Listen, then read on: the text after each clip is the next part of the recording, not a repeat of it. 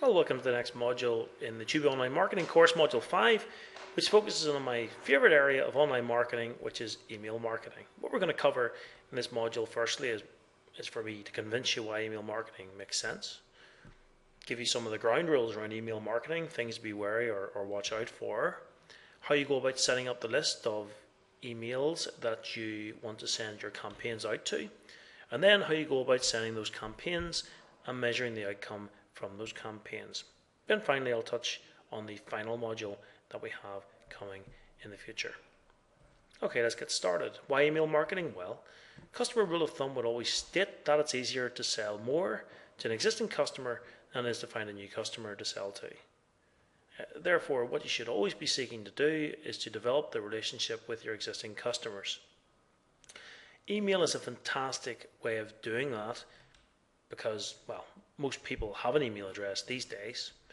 An email is very, very affordable to market using, so it makes a lot of sense from that perspective. And email marketing works. This piece of research conducted by Online Media Daily in February of this year listed the information sources that people thought were really important before they decided to buy a product or service from a business.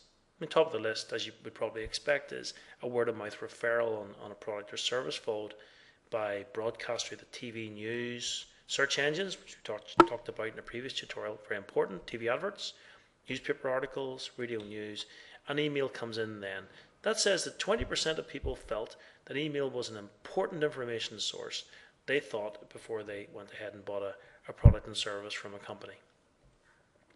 Social networking, I've included that. Interestingly, they came in slightly below email. It's a really important medium for communication these days for businesses. I haven't got a tutorial recorded for it as yet. I will at some point in the future, and I'll remember to make that available to you also.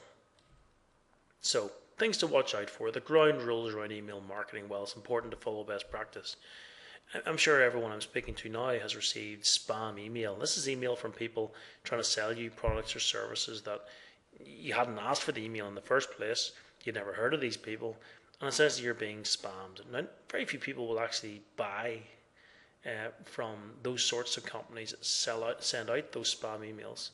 And it's also risky because if you get enough complaints from people who have received spam emails from you, then your internet service provider could what's called blacklist you, and it'll make it very difficult for you to send out future email campaigns. So follow best practice. Be very careful with the message that you send out through your email. Make sure it's not too salesy. And try to use it, as I said in a previous slide, to develop a relationship with your customers. So be very careful with the message that you put in the email message. Take time to plan, deliver, measure, and then based on the outcome of particular campaigns, tweak the email campaigns that you send out. Let's start with your email list.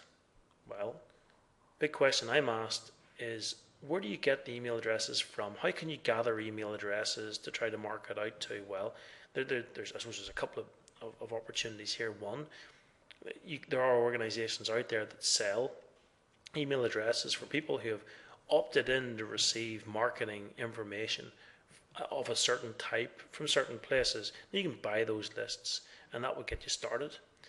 But the other area is really important, and that is for every time you come into contact with an existing or a potential customer, you gather their email address from them. It's important to think at that stage when you're gathering email addresses, what way are you going to segment your customers? You may, for example, gather the first name, the second name, and the email address for each customer, but there may be a range of other information that you should be gathering at that point.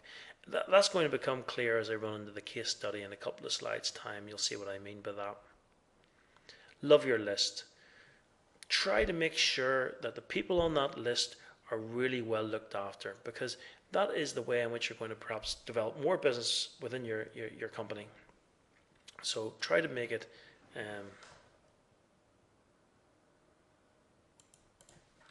I love your list.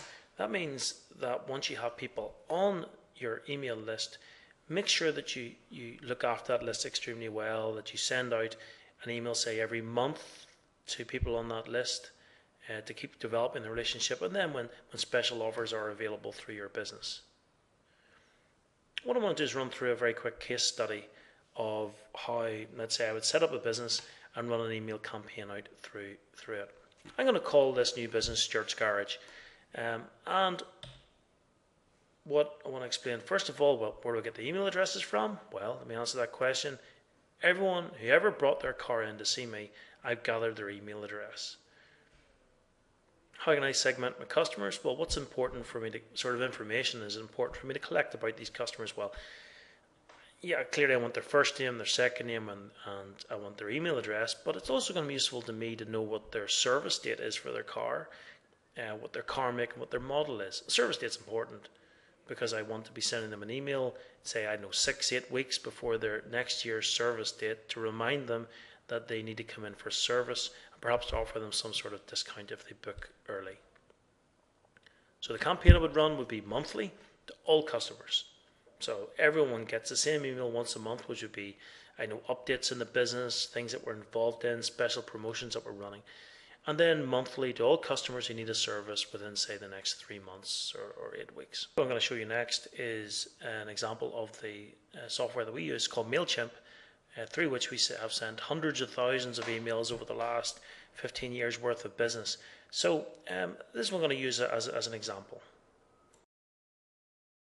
What I've done, you can see here, is I've imported some email addresses. I've collected their first name, their last name, the date of their next service, and their car make and model. This has been imported to a service called MailChimp. This is basically the list that I've put together that I want to play about with. Now the thing about this is because I've put the next service date in here, I can go to here and click segment, and I can say, right, okay, who's due for a service before, say, I don't know, the end of June? So next service is less than. I say the end of June. I show segment, and there are 4 in my email list who are due their service before the end of June, and let's say I want to send them a particular campaign.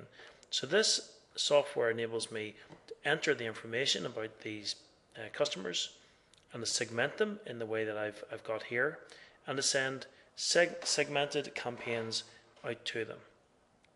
The next thing I want to show you is I've put together the campaign and I've sent the campaign to them. So it would say, for example, that your car is due for a service. Please contact us now on this number to avail of a special offer if you book before Friday or something along those lines. So let's say I've sent out a campaign to these people and I want to see what's happened to that campaign. So I click on campaigns. This takes me to a list of all the campaigns that I've run before as part of Chooboo.com.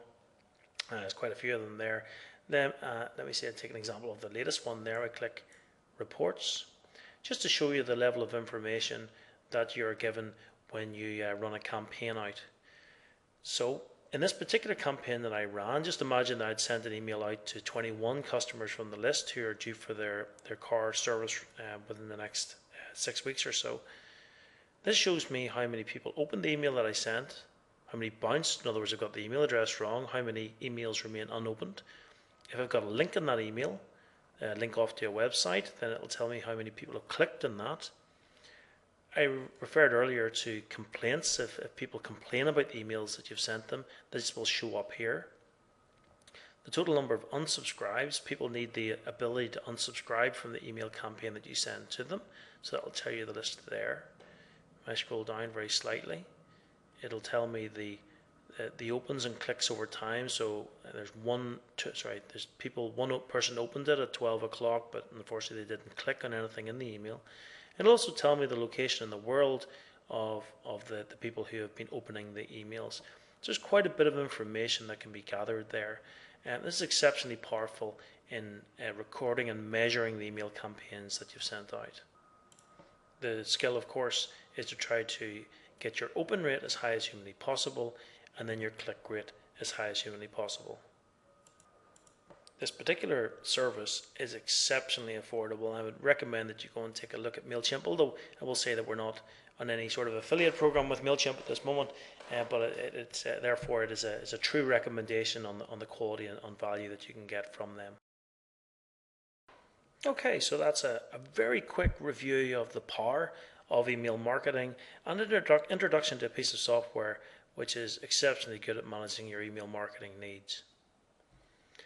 The final module in this series talks about measuring what you do. It focuses specifically on Google Analytics. It talks about how you measure the number of visitors you get to your website, what pages they like to look at, and where these visitors are coming from.